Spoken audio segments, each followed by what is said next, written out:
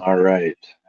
So I'm going to go ahead and click on the next slide here. And the next slide says our promise. At Highline Public Schools, one of the biggest things that we have is what we call our promise. Our promise is to know every student by name, strength, and need, and prepare them for the future that they choose. Um, this is a driving factor for us in Highline. It is important for many ways because we are a diverse district, and a lot of districts can say that, but I'll go ahead and go down that path a little bit. We're about 18,000 students.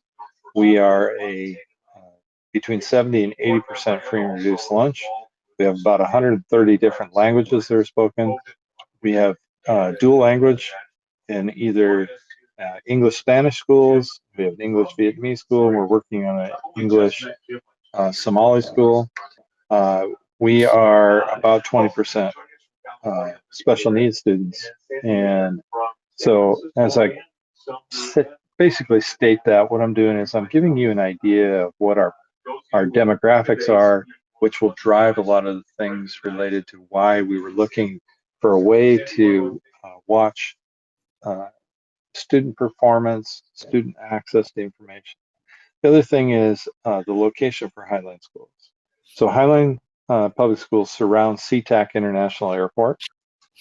We have the cities of Burien, Des Moines, SeaTac, and Normandy Park, but we also have unincorporated King County, and that is really the northern edge of Burien, the southern edge of Seattle public schools, basically. And so our student population comes from a lot of different socioeconomic areas. We have Puget Sound right to the west of us. In fact, if you go from Des Moines all the way up into the White Center area, we have what you'd call the rich of the rich, and you go about a mile off of that, and there's a main highway that runs through there, and that's the separating factor. And then on the other side, you have a lot of the trailer homes and small houses, multifamily duplexes, etc. So let's go ahead and talk about who Gaggle is. So this is one where I'm actually going to have Jennifer weigh in a little bit, but Gaggle is really a tool and a company designed to work with schools. And Jennifer, can you give us just like a 30-second synopsis of who Gaggle is and what Gaggle does, and then I'm going to go into some of that. Yeah, sure. Can you hear me okay before I start talking? You're good. Okay, You're thanks. Good. Yeah, so like Mark said, we're really working with school district, and Gaggle is using a combination of machine learning technology and a human safety team working 24/7, 365 to monitor your digital learning spaces. That could be, if you're a Google district, your Gmail, Docs, Drive, anything in Hangouts, if you have that enabled.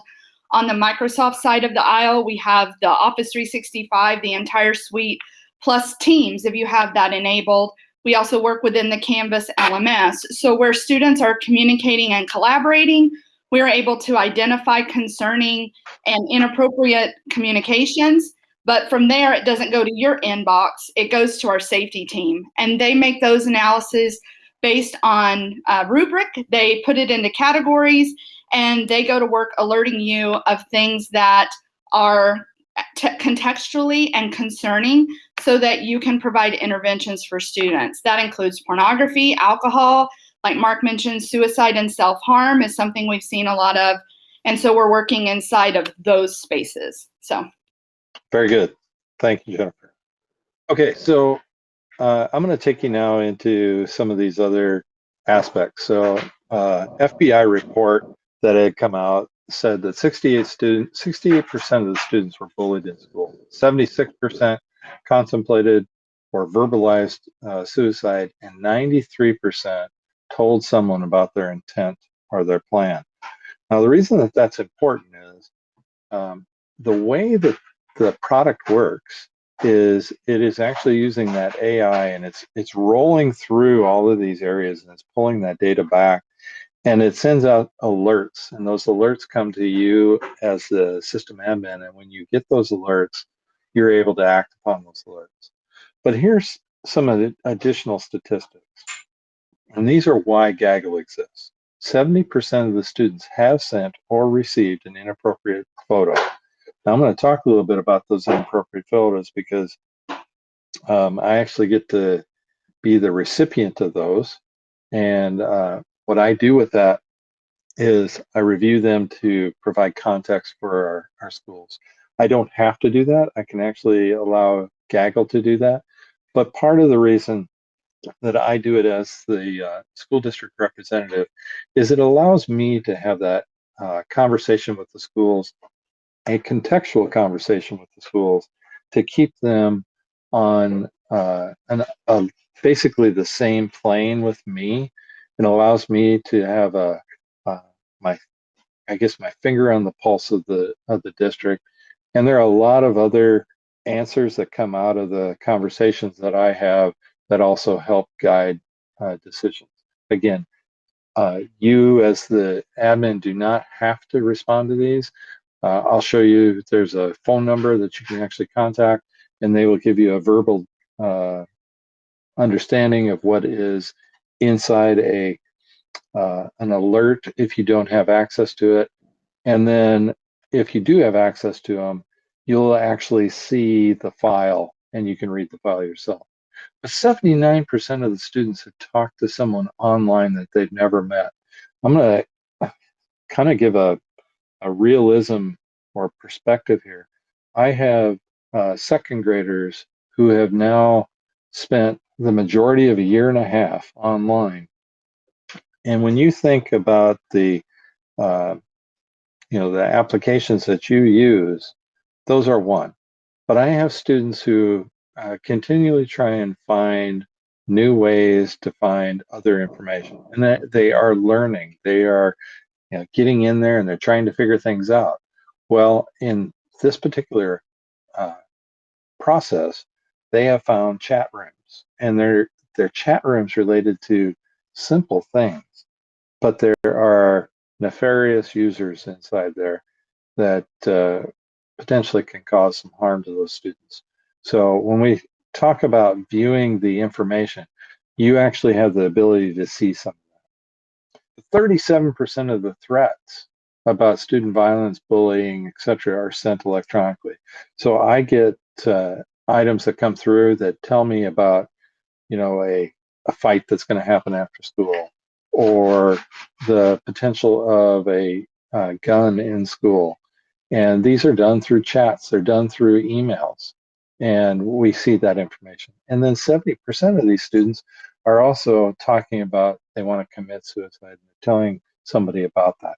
So as we focus through here, I'm going to come to what I call my implementation plan, and I'm going to talk a little bit about that process and how it is something newer that is being used by a lot of districts. And it was something that I worked on, and I've been talking with Gaggle about it, and I actually present with a couple of their uh, staff at different places. So here's just the national statistics. Look at this: 146,969 what are called actionable items in 2018, 2019 that were caught by Gaggle. Those included those items down below. Now, that may not seem like much, but when you get into other areas, look at this. In the elementary, you're starting to see actionable items happening at the elementary, the middle school, and other areas. So we're gonna work our way down to understanding what's happening. So I'm going to jump ahead a couple slides here to the safety team. What Gaggle has done is Gaggle has built a safety team that resides behind this software, and they are looking at the content before it actually gets to us. So an AI agent actually searches the information. It looks at it to find out what is inside there that really is being caught by the AI, and the safety team then wraps that up into a notification that gets sent to me. And I get that notification. That notification is going to come to me based upon these three items, but in fact, it's only two for me because I don't use the violation one. I only use questionable content and possible student situations. And when you look at the content inside here, so what I'm talking about is these last two columns, the QCon and the PSS. And the QCon and the PSS are important. So the difference is one is active and one is passive. So when you think about PSS is an active, meaning I am serious or seriously thinking about committing suicide. I have the pills, I have a knife, I have a rope, I have the gun, I have access to child pornography that could be myself, and I am sending that information out. It is threats of harassment. I'm going to beat the tar out of you after school.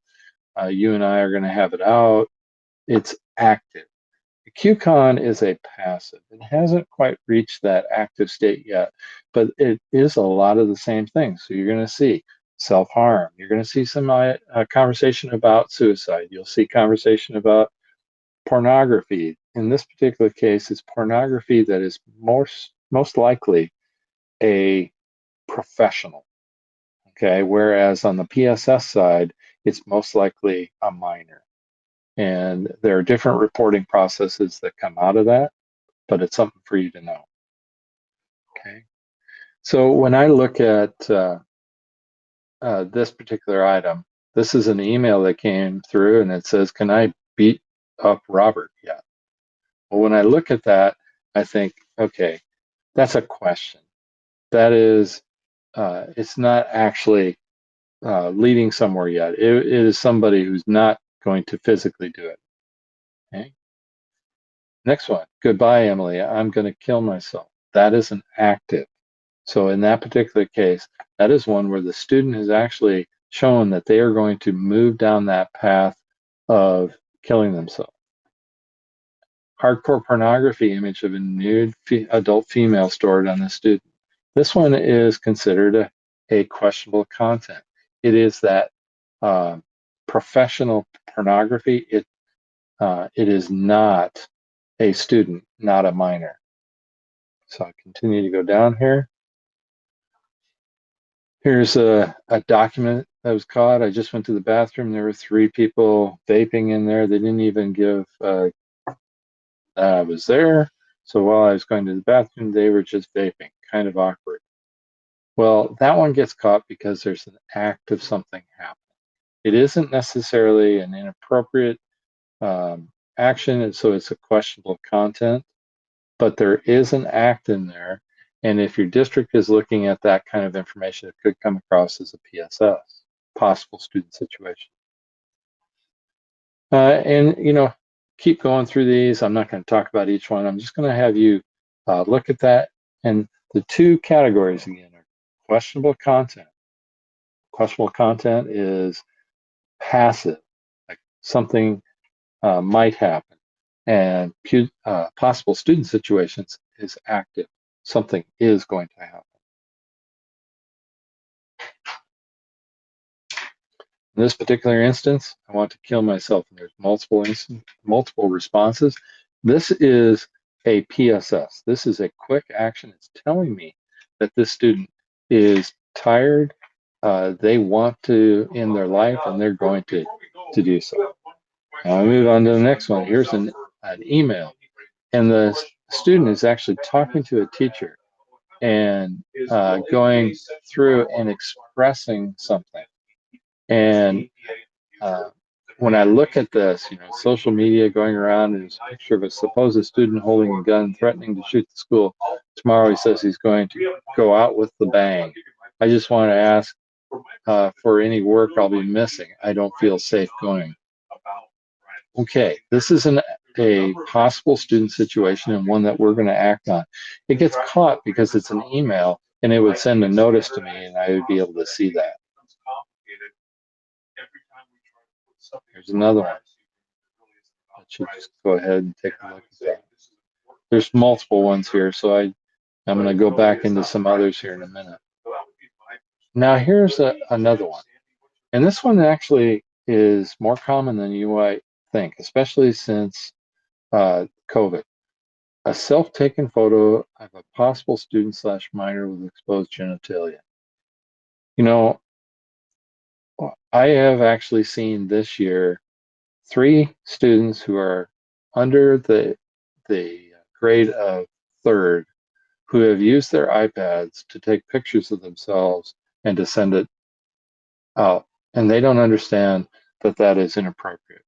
So this system, this AI tool, actually finds that and is able to present that. So now I talked about there were 3 categories, and we don't use one. So one of the categories is called violations. Violations is really a precursor to potentially what could come across as a questionable content item or a possible student situation. The issue here is that a violation for us is most likely a student swearing, some, just banter back and forth. We only keep that. We don't use that information in terms of looking at it or sending it out to the schools. What we do is we use that information to determine if that student is escalating. If that student is escalating through the process, then I'm able to look at that and I'm able to see history and I'm able to pull that together. So that's an important thing to remember, is a violation gives me the context for possibly the questionable content and even the possible student situations. And often in an evening, I may get a questionable content and I may get a possible student situation at the same time for a student based upon what they're doing. So here's a view of a questionable content message that may get sent. It tells me the student name. You see that student name up there. It's Jane Smith. You see their email. It tells me the school or the OU that that student is in. It tells me the source that that message went through. It tells me the type of message it is. It tells me whether or not it is a threat to themselves or a threat to others, the keywords that were caught in it, and then it actually gives me the file. Now, I don't know if you can see this, but that file is a blue hyperlink. So I can actually click on that file and it will take me to that message, and I can read that message and I can say, yeah, that's a credible threat, or no, it's not. Now, a possible student situation is different. If you look at the keywords, want to die or kill me, and in the same thing, you see that file name there, and it's an SEP creativity prompt. If I were to click on that in the real situation, what it's going to do is it's going to show me what the student is writing. It might say kill me in there, it might say want to die in there, but it also may have other prompts that are inside there that I am looking for. So Gaggle is using a process that also will quarantine files so that those files can't make it out to others. Often what you'll find is you'll have a student who goes online and finds pornography, and they want to send that pornography to a friend, so they log into their email, they attach that file, and they hit send. Now they think that their friend received that email because it left their email box. It didn't. It actually gets quarantined because of the way that the software is being used. And that means that that other student does not get to see that. So we're going to go through a series of some incident responses. And these incident responses are going to give us a little bit of a additional flavor for what those student situation, possible student situations, and also the QCons are. So we're going to start with this one here. My parents know you have physically hurt me. They saw the mark you left on my neck from you struggling me, the bruise from you slapping me, and put 2 and 2 together. They knew I was lying when I said, like, oh, it's nothing, I just fell. They know you do it almost every night. In this particular instance, this is this is a conversation in an email, and that conversation has actionable items in there. It is something that you would normally in your school have a conversation with CPS most likely about, or the principal would have a conversation with the teacher or the other students. Here's another one, an image of a student holding a handgun in a bedroom. I'm not going to ask you to raise your hands because I can't see, but there are two choices. It's an actionable item or it's a passive item. Is there possible student situation or is it just a questionable content? It depends on that, how you read this. That handgun actually could be an airsoft gun. It could be a, um, uh, you know, not a BB gun, but a gun that they shoot rubber bands from, where they're pulling back and shooting rubber band. So you have to know the context of it. And it could come across as a PSS or it could come across as actually a questionable content.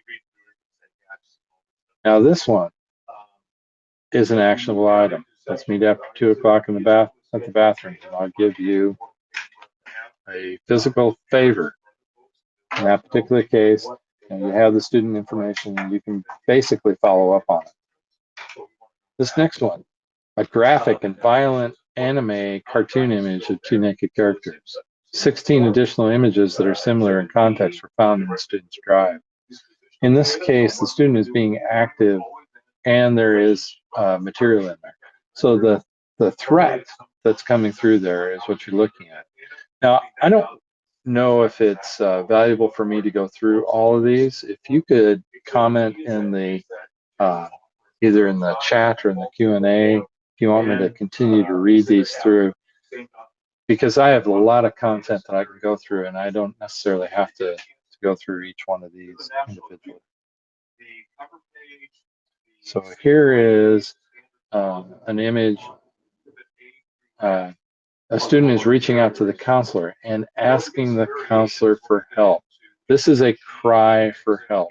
So in this particular instance, this is a possible student situation. And now we're going to go down to the next one here, and it's a document. And this is an essay. This is an essay. So by virtue of this being an essay, it is not an active item, it's more passive.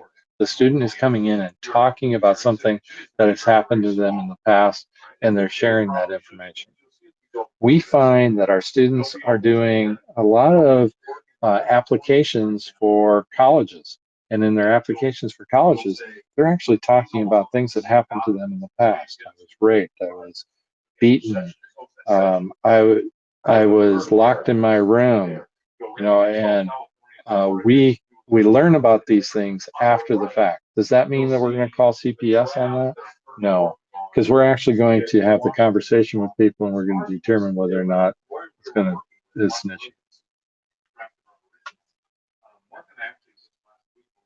This is too loud for me. Okay. I don't know, you probably hear another session in the background. I'm sorry about that. Let me go down to the next one here.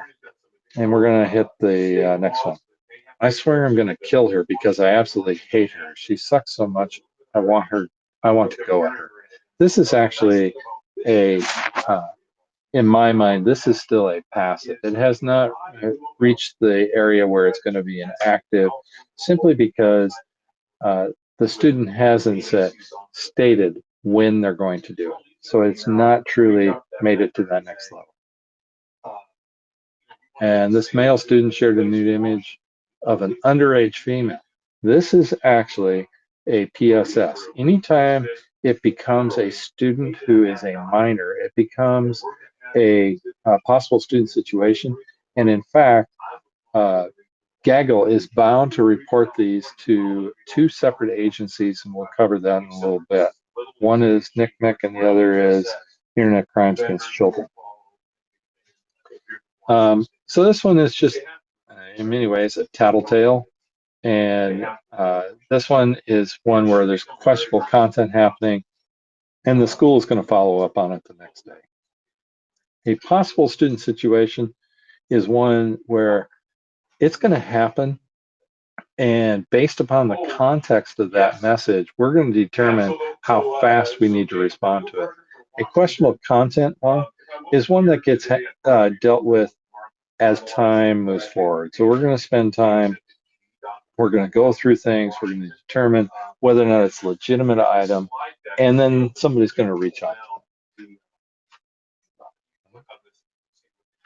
So I'm going to talk about the National Center for Missing and Exploited Children.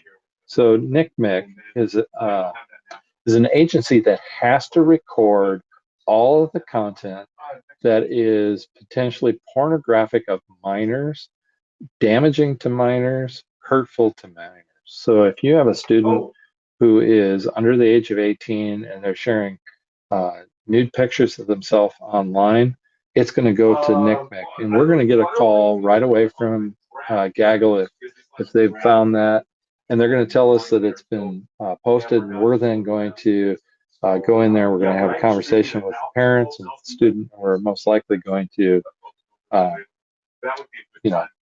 alter that student's access in some way. The next one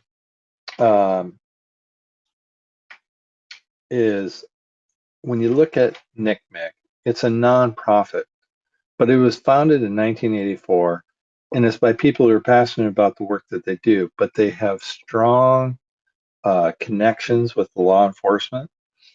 NCMEC will actually hand off their report to the Internet Crimes Against Children Division in your state, and then you get a contact from the IAC, and they're going to walk you through what they're going to be looking at. I currently have a file that's it's in review by both NCMEC and the Internet Crimes Against Children, and I am actually working with them to determine. I had a middle school student who created a YouTube stream channel, and then he chose to do a whole bunch of things naked on that streaming channel and was caught. And Google's response is that account is blocked forever. You are not allowed to have access to that account ever again. And they immediately turned it over to NCMEC. It didn't even make it into to Gaggle for about, it took 3 days for it to get to Gaggle because it was going through an email that finally went out a couple days later.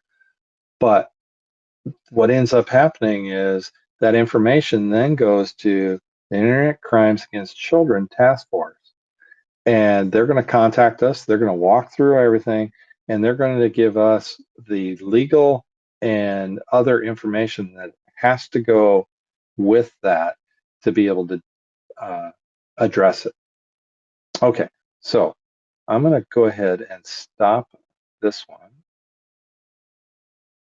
And I have a couple more documents that I need to bring up. So give me a second here.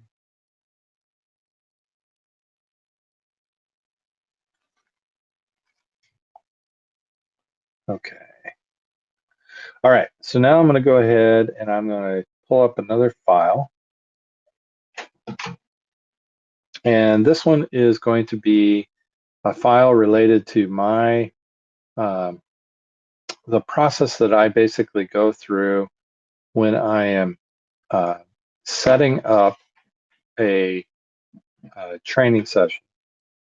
So let's first start with this particular one. Whoops, wrong one. Sorry about that.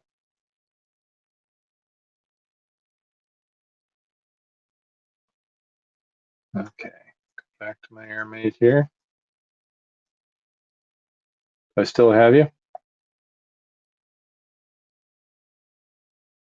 Yes, but I can't see. I don't know if you're sharing your slides or not, but I see your. Yeah, I'm not showing any of my stuff. So give me a second. second there. For some reason, my screen decided not to share anymore.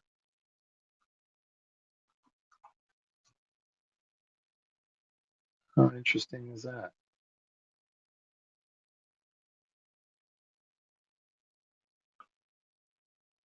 Okay. Well, the fun things. Okay, Jennifer, I think, are you set up as a participant or as a...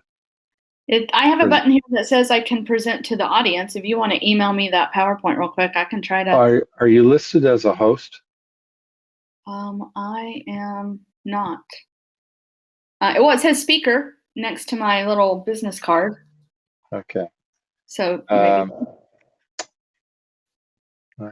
I'm going to try and go back into this session here.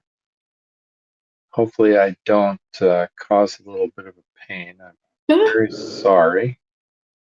I love when technology does this in a room full of technology folks. Okay.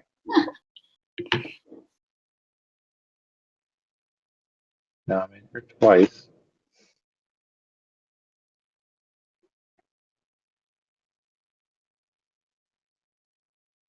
So,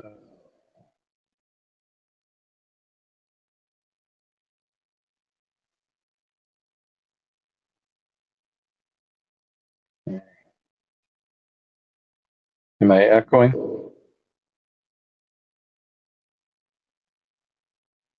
Oh, say something else. Let me hear. Do I echo for you guys? Okay.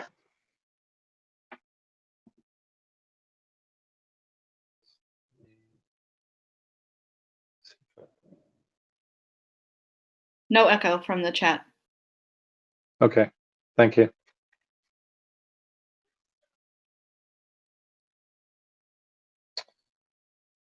I lost my tools. I have no idea what happened.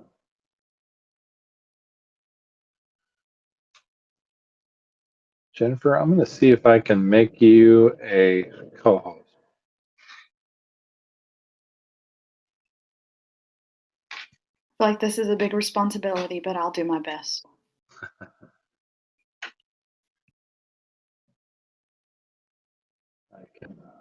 I'd have to pause it, and I don't have the ability. Oh, there we go. We got ACPE 2 just joined. Yeah, so if you want to make her a co-host, you do have to pause and then I lost all the controls there. So I have no controls right now. Well, I can pause the session and then we can upgrade you to a co-host here. Okay. Upgrade Jennifer. Yeah.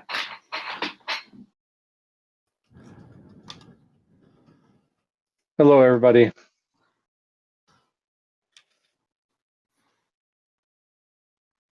Sorry, everybody. I was, I guess, not doing some. I was trying to get a PDF file up to show everybody. So I'm going to try and do this again. I'm going to select a PDF and see if I can pull this up. This PDF is our training manual, and it's not showing me it in the screen. So I'm going to Jim, can I just make just a piggyback see on if that? I can pull it up a different way. Okay. First of all, Pardon me, I'm working on a very different computer and monitor here. So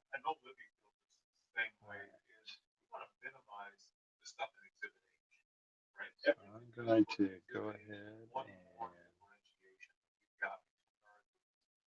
more place where you've got to read through this and make sure that you understand this, that you agree with all the modifications. So, I mean, I don't have any interest in having big, long exhibit H documents that have a bunch of changes. But if I have any changes, okay. So coming up on your screen here is the Gaggle implementation process that we have. So I'm going to go through this. This is it's a fairly large document. It's multiple pages, and what it does is it goes through the setup. So this was sponsored by Dr. Enfield, our superintendent, by Kisa Hendrickson, who's one of my peers on cabinet, chief engagement partnership officer, and then myself. What we did was we went through and we outlined what we were going to be covering. We actually had a team of health professionals who were inside our meeting. They are individuals who are trained to deal with issues such as suicide ideation, threats, just various things. And what we did was we had to set up what we call our contacts. Our contacts are people that Gaggle is going to contact. Now, the traditional way for Gaggle to operate, if there is a possible student situation, that possible student situation is going to require that they contact an individual on the phone. So when you look here, there are 2 people on this page and there are 2 on the next page. These are our security staff. On the next page, you're going to see myself and Dr. Enfield. The 4 of us are the primary contacts for any possible student situation, meaning a gun, suicide, child pornography, anything that falls under that PSS label. And they will actually reach out to me. You can see I've got my home phone number. I've got my work cell phone number on there. Dr. Enfield has her home phone number and her cell phone number on there, and we use that. And I get calls as late as 1:32 in the morning and as early as 5 in the morning. And why as late as 2 and as early as 4 or 5? It's because our Chromebooks have a downtime between 1 a.m. and 5 a.m. And depending on whether or not a student is in the act of something, they may not get logged off of that Chromebook immediately, but there's that window of time there where we're going to get a message. Now, questionable content works a little differently. The primary contact is actually our principals. Then we have what are called the Building Emergency Response Team, or BERT. The BERT team is a series of people from that building. They may be actually the counselors, they may be the office staff, they may be assistant principals, it may be teachers. But those are the individuals that basically weigh in on whether or not this item needs to be addressed and when it gets addressed. And you can see that Lewis and Jeremy and I, we actually get, we receive those as well. So I receive all QCons and I receive all PSSs. I may be unique in many ways, but it does allow me to respond to different things. Okay. So we provide them this form during the meeting, and they actually identify all the people who are going to be in there. They give us our name, they give us their email, their cell phone number, and we use that information to build a profile. That profile is something that we use with the organization to develop our process. And you see I send out messages to them so that they knew what was going on, so I provide that message to them. We also provide them additional resources related to suicide intervention, bullying, and then this little pic right here is actually associated with every card that we send out. So in the state of Washington, you now have to have, if you provide your students with an ID card, you actually have to provide the crisis hotline and all that information. If you don't, it's violation of the state law. That's if you provide them a ID card. But then I was really concerned. So I took this to our risk management firm, and I actually spent time with our risk management firm talking about the technical side, the student privacy side, the possible monitoring, flagging biases, the risk or failure to act, and duty or care expectations.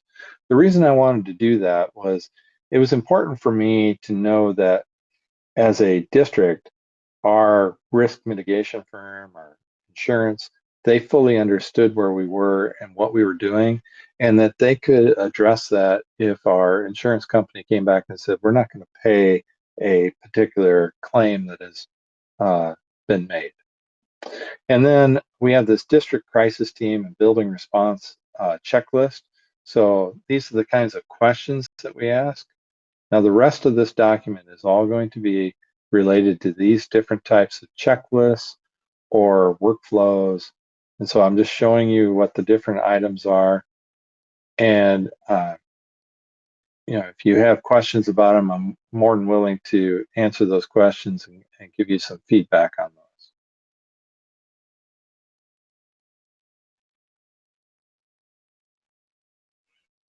those.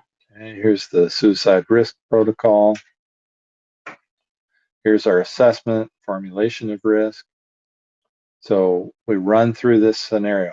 This is what I am doing at potentially 1 a.m. if I get a call. I'm actually running through these things to determine, is this particularly something that needs to be addressed right away? And our intervention plan that we have for them. We have a document where we're keeping track of who's going to be doing what, when we get back into the school. We have our safety plan that we put together for each of the students, including all the people who are involved, their phone numbers. We have our re-entry form. So anytime we have a student who is, sent out of a room or has an incident of this type, we're actually going to, if they were hospitalized, we're going to have this re-entry form so that we have a plan in place when they come back to the school. Additional documents related to the building response checklist, and then our workflows, our suicide risk workflow. This one is the event tracking and who's going to know what from whom and all the people who are involved in that, and the response team basically perspective. And then this one is the building level. Okay, so I'm going to close this because I've got a live session of Gaggle actually running as well. So I'm going to go in and share a screen, and it's going to be this screen.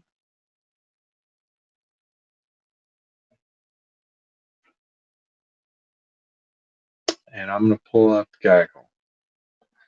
So Jennifer, do you see my Gaggle screen? I see a smiley face. Yep. See the smiley face. Okay. Okay. What this is this is the dashboard. This is a dashboard for Gaggle. So if I go to admin and I want to go in and I want to see a particular student, I'll go ahead and I'll choose this student. What it's going to do is it's going to find any student that has that same name. You're going to notice here that we have two sets of email addresses. I don't know if you can see that. We have a g.highlineschools and we have a stu.highlineschools. We actually run both Google and Microsoft.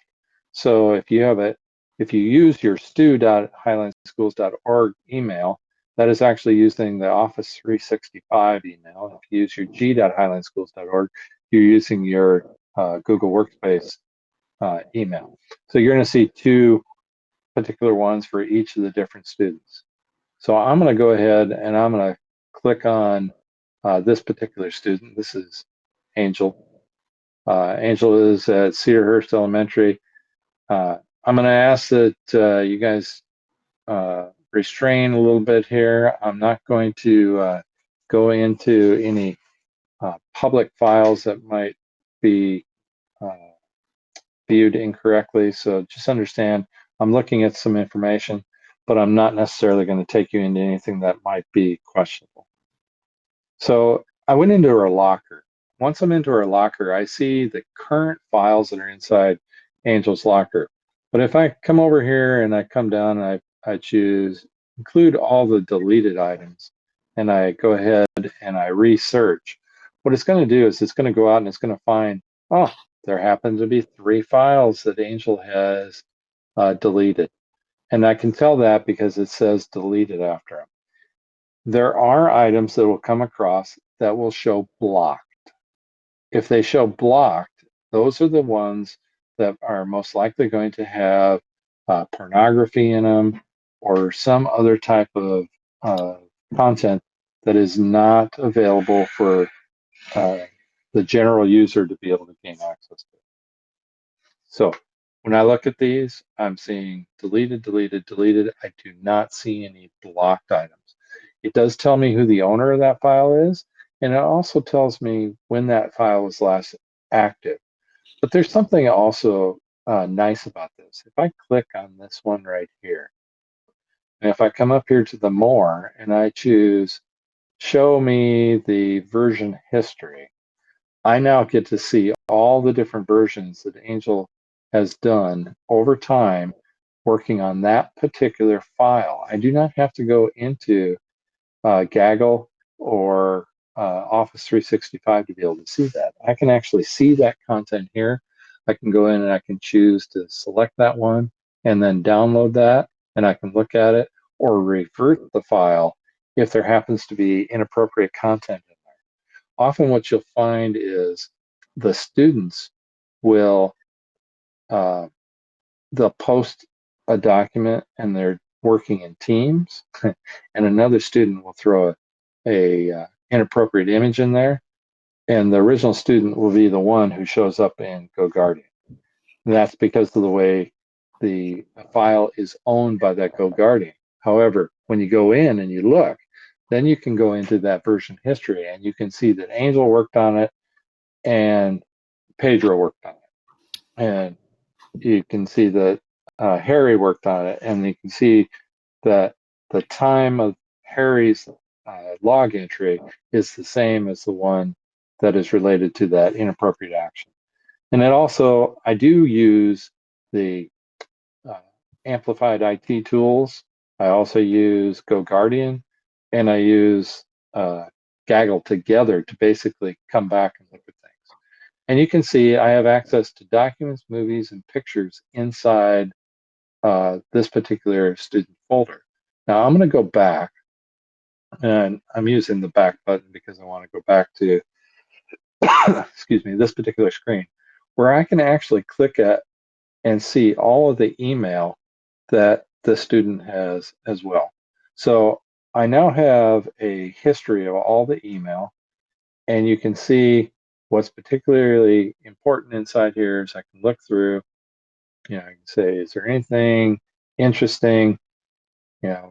Maybe I'm looking at what this boom is, and I can go in there and I can say, huh, that's what the image is. And is there something that needs to be done with that particular image? But this is how we contact our students. So you can see Ms. McCaslin sent a message via Seesaw out to the student. And these are teachers also that have been communicating with these students. And you get to see any attachments that are there. You can download anything that's inside here to be able to see it. Same way with the admin section where I was in there. Back. So if I come back into here, remember how I went in there and I looked at this particular item? I'll go here, I'll click on this one. I can go up here and I can say download to my computer, or I can say preview this image for me. And so now this will show me what that image actually is. And I can close out of that. So there's a lot of power in here. Now, the important thing to remember is what I said about blocked images and all those others. So I'm going to go and give me just a second here. I'm going to find a student that I know has a fair amount of items inside here, and I'm going to take a look at it.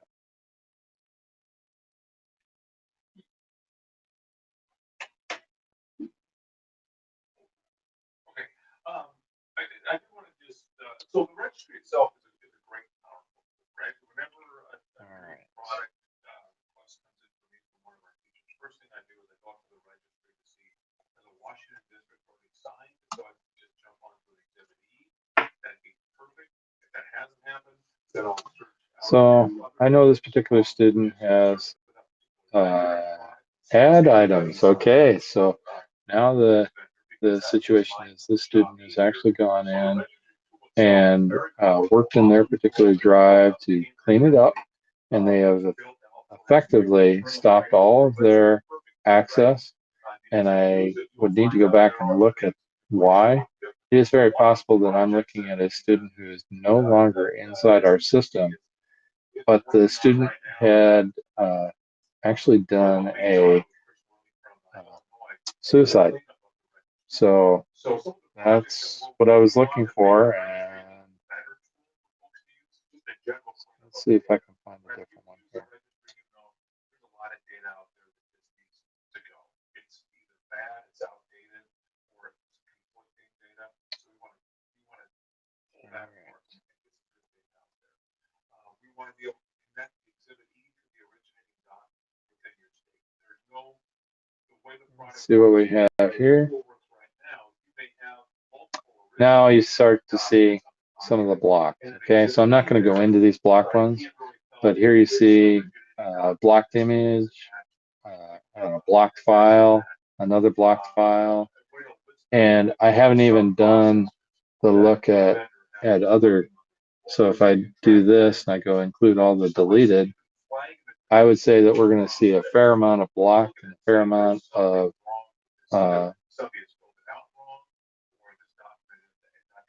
maybe not. So she only has those few blocked ones inside there, but you can see there's just, these are the types of files. And, you know, if I clicked on any of these files, it's very possible that one of those files is actually a inappropriate image. This one happens to be one that came across as a PSS, meaning that there was an image that was inappropriate that included a minor, and that minor might have been the student or might not have been the student. Now, I'm not going to go into that. What I'm going to say is there is the opportunity to be able to get into that information. So I'm going to go back here. I'm going to stop sharing this. And I think I want to go ahead and see about questions that might be coming up. So if you have a question, you post that in the Q&A so that I can help you to understand how this tool works, what's different about this tool from other tools. Like I use GoGuardian. Why do I use GoGuardian and use Gaggle? So GoGuardian is one of my filters. GoGuardian does have a tool called Beacon. I do not use Beacon. Beacon came out after we had moved into the Gaggle world, and we have decided to stay with what we have because we've trained people on that. And we're not particularly looking to go down that other path. But however, you know, if GoGuardian is searching, does it search the same things as Gaggle? It doesn't. So GoGuardian is doing web searches. It's looking for the information. Like the student is going out there to find information such as how do I tie a noose? It's going to find that. That's what GoGuardian is going to find. GoGuardian is not going to find a text item. It's not going to find necessarily a document either, unless that document happens to reside out on the web and the student is using that. So GoGuardian does the web searching, and Gaggle is doing all of the file searching. You're all so nice and quiet. You don't want to ask questions. I can invite anybody up to the stage if you want to come up and ask your question first thing. How about Michael Christensen? Can I invite you to the stage, Michael? Well, Michael, you're going to get invited whether or not you want to or not.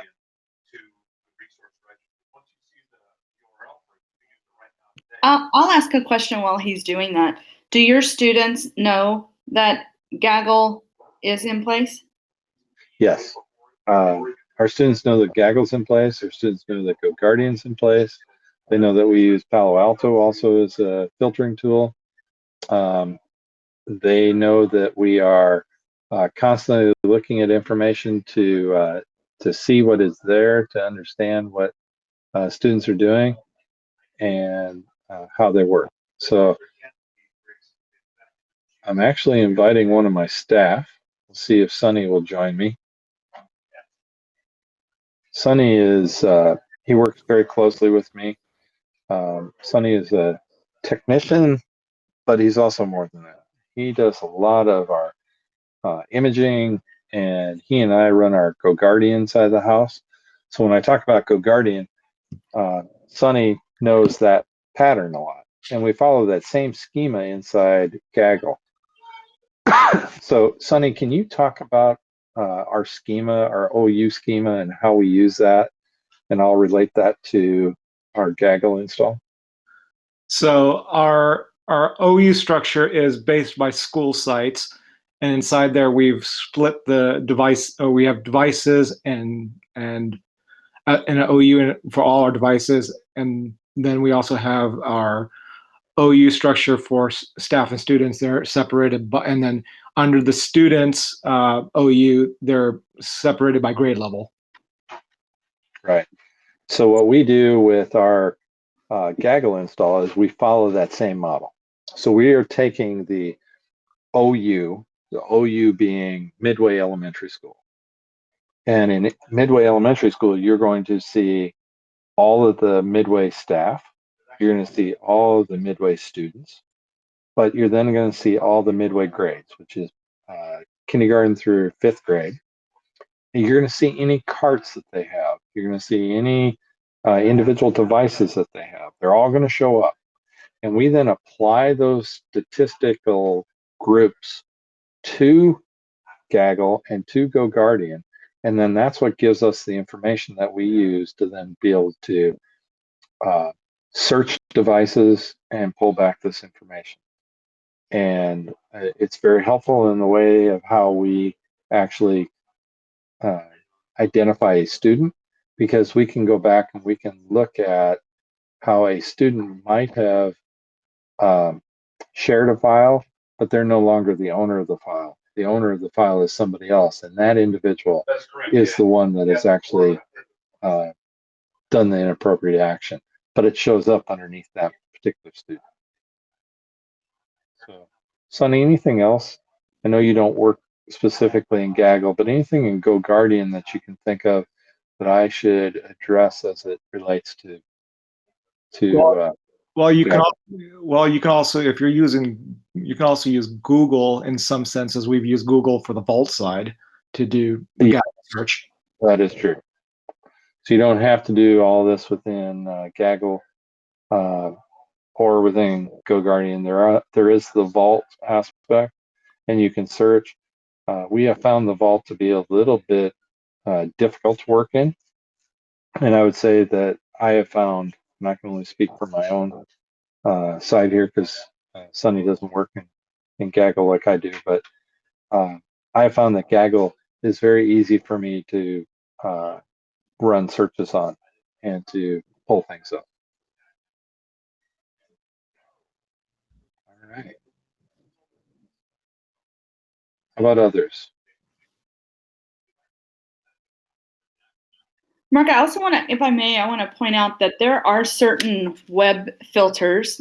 GoGuardian is currently not one of them, but we're in the process of working on that. But there are certain web filters that you may have that are different than GoGuardian that Gaggle does have the ability to integrate and be an overlay on. So that same rubric and that same alert rubric and alert notification that our safety team looks at your Gmail and your docs and drives and Hangouts, your export logs would go directly to our safety team, and our safety team would put an additional set of eyes and ears on those searches. While we don't do the searching, we put eyes on the searches. And so if you're wondering if your web filter, maybe not GoGuardian, is compatible with that, I'm happy to have those kind of offline.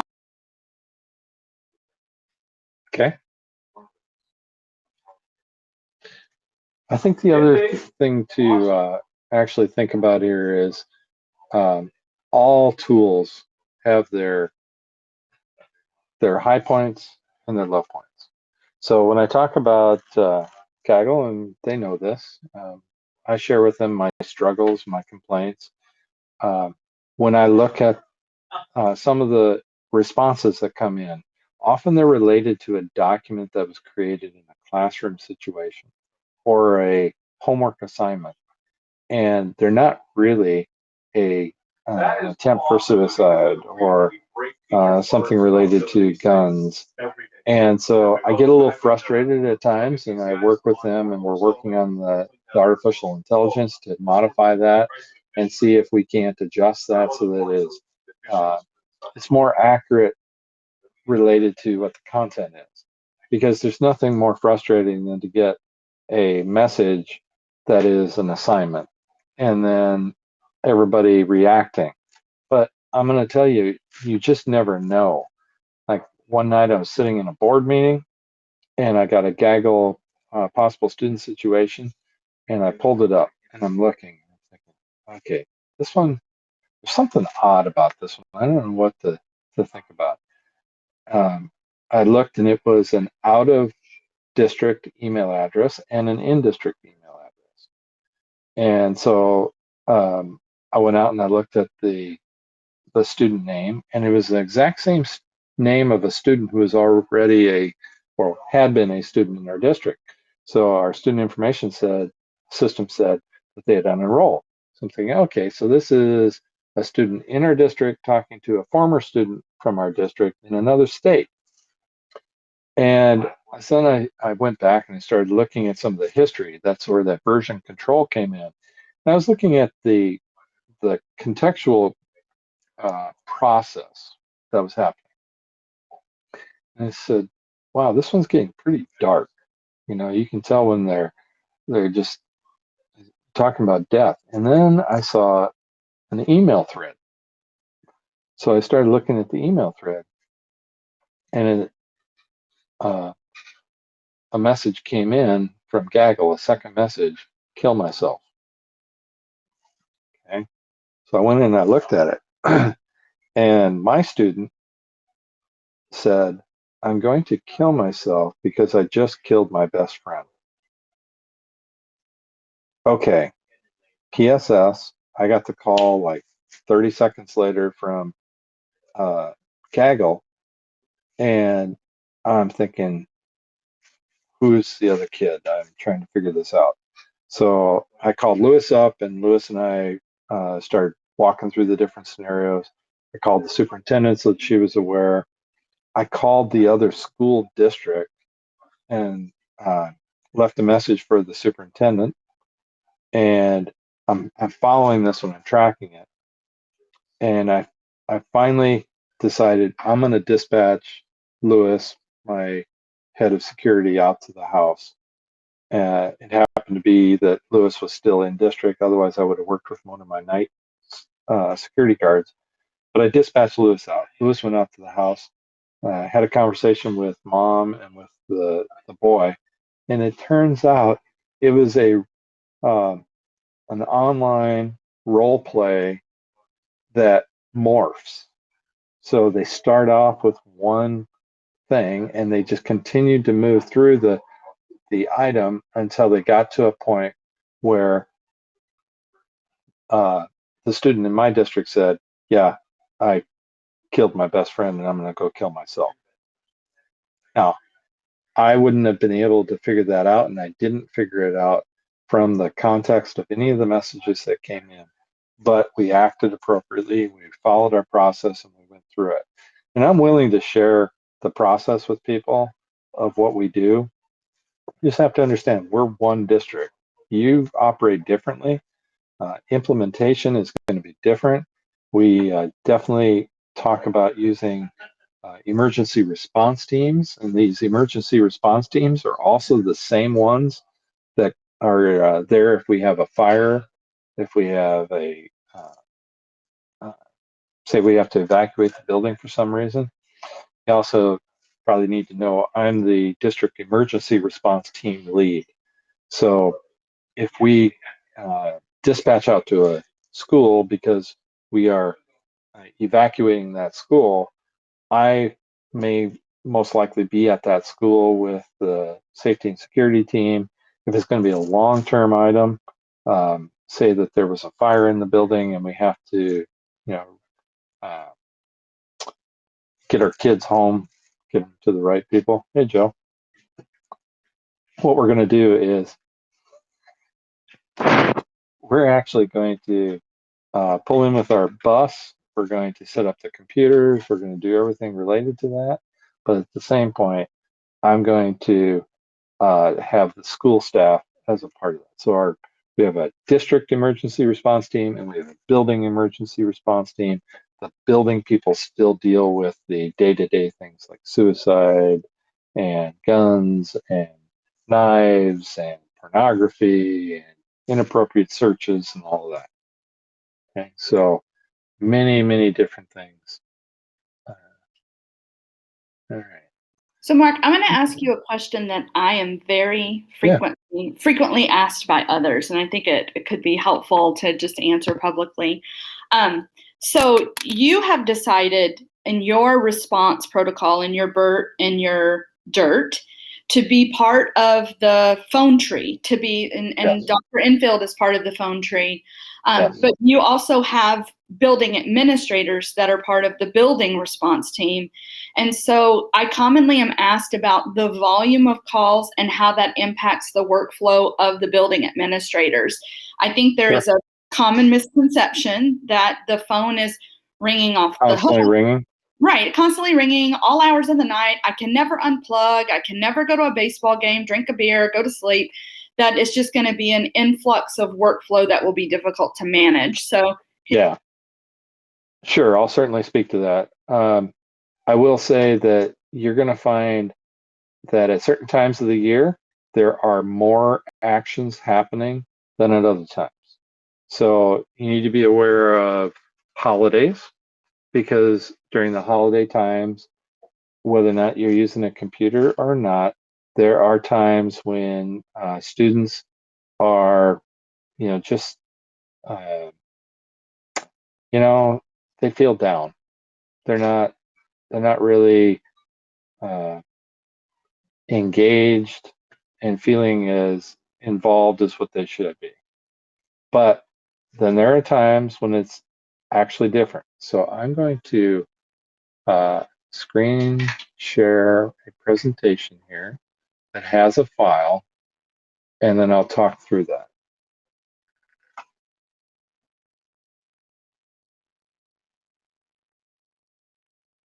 We'll see if you can see this file. Do you see Gaggle/GoGuardian?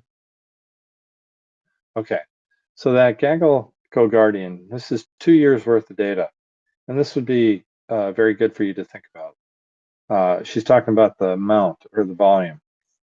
So I look at possible student situations. There were 31 active suicide PSSs that we received over 2 years. 15 self-harm that were not suicide, cutting, or I'm going to hurt somebody else.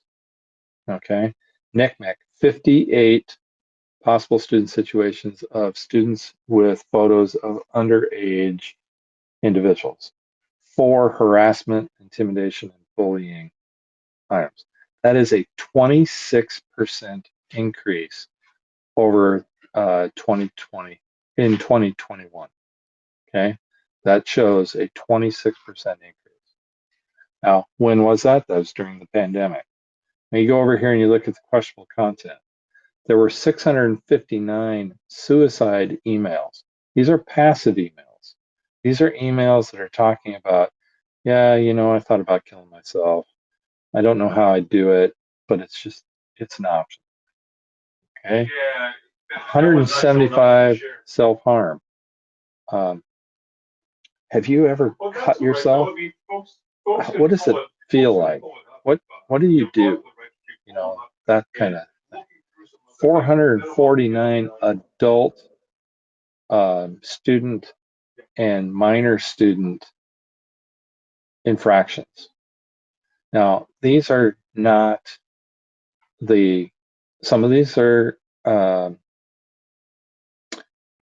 might be considered hardcore porn. Okay, a lot of these are anime on the questionable content.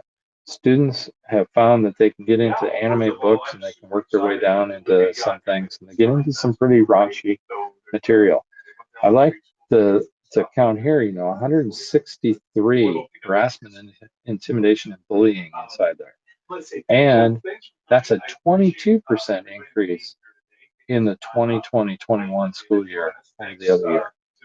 And then if you look at the web searches underneath the self-harm notifications for GoGuardian, 345, that is an 18% increase in 2021.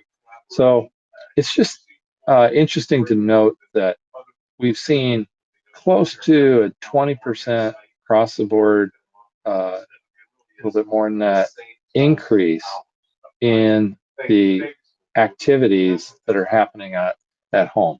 And it's, volume wise, that does not tell you all the actual sessions, but content that we receive, but we're not receiving thousands and thousands and thousands. A school might receive 1 or 2 a week if a student is kind of in a slump.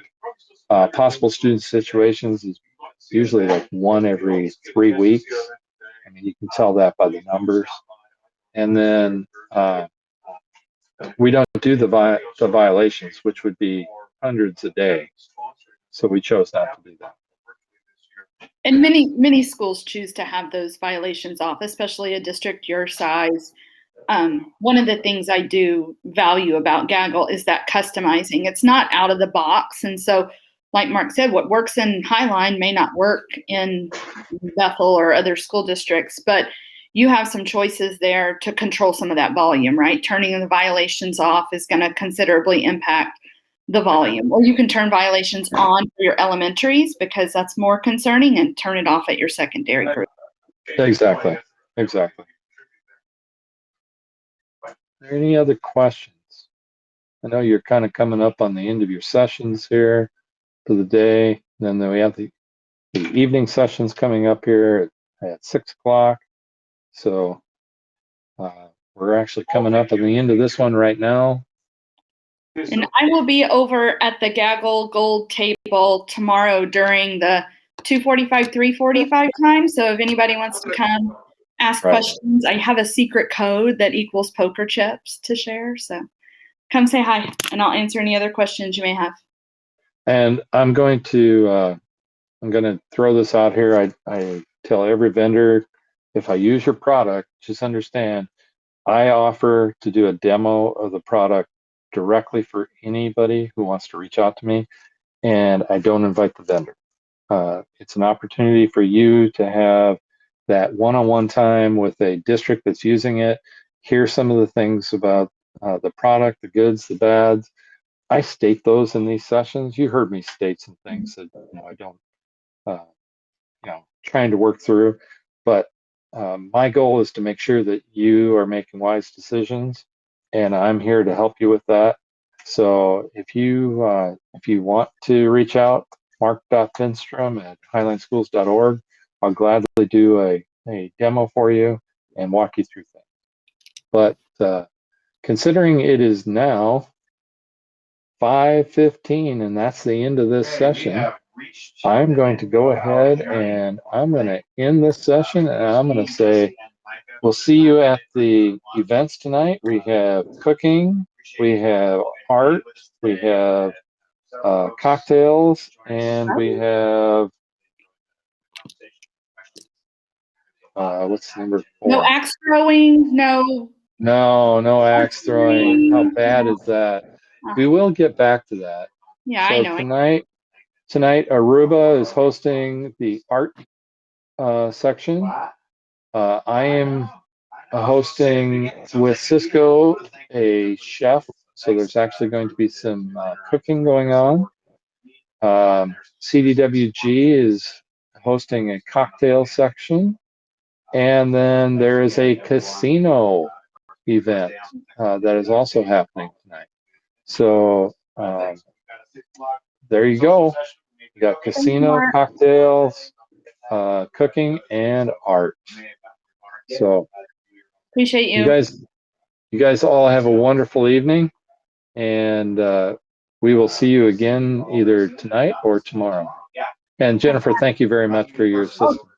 Yeah, thank you. I appreciate you, your advocacy.